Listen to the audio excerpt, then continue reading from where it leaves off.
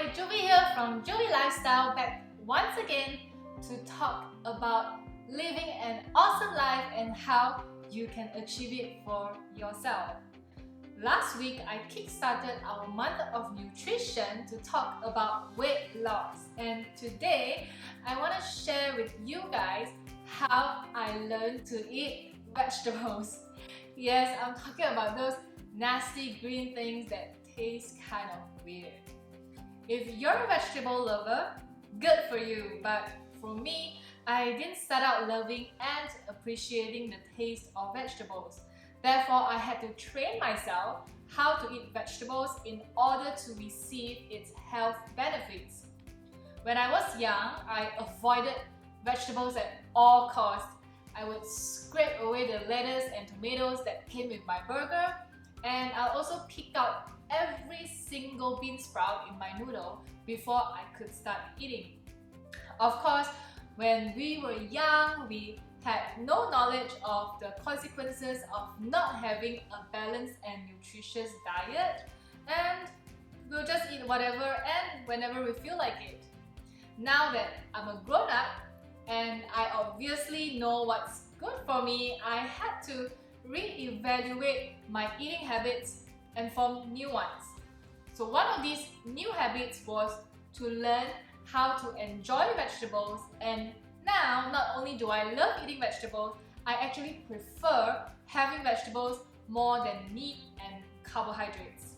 10 years ago, this would be impossible. So if you're like me and you want to learn to eat vegetables, you can follow these steps. Step 1. Start off with lighter vegetables. For me, lighter vegetables are things like cabbage, watercress, spinach, or kangkong. They are usually cooked in soups or tasty broths, and therefore there are less green taste. When I first started eating vegetables, these are the few kinds of vegetables that I would order, and I would also have them with other dishes. Step 2. Gradually cut down on salad dressings. When it comes to raw vegetables, I relied heavily upon dressings to mask the taste of the vegetables.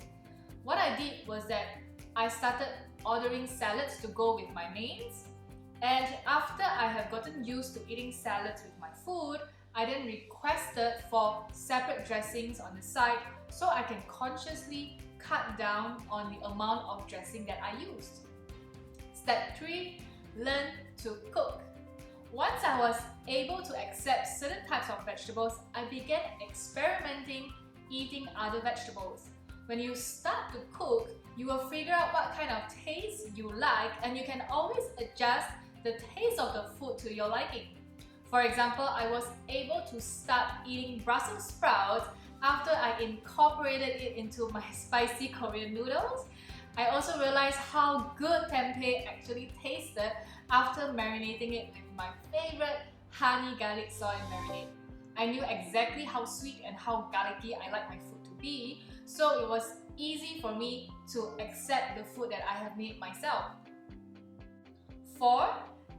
Hide vegetables in other food. After I was able to eat most kinds of vegetables, I am now learning to eat things like parsley and coriander. And because I can't exactly cook a dish of parsley and coriander, what I have been doing lately is to eat a little bit of parsley and coriander with my food. Therefore, even though the taste of the parsley and the coriander gets mixed in, I was still able to accept the taste of the food.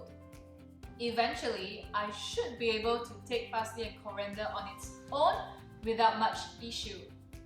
Likewise, I was also able to train my sister to eat celery using this method.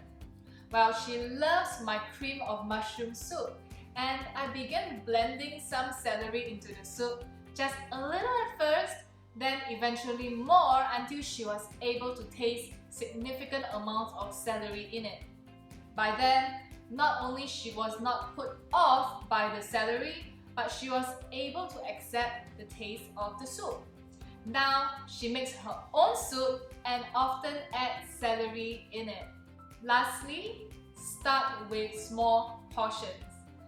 My last tip for you is to always start small. You don't want to be too ambitious and end up spoiling your own appetite and wasting food. A little goes a long way, and I am sure you will get there eventually should you not give up on yourself. Also, a pro tip is to always enjoy whatever you are doing and to know why you are doing it.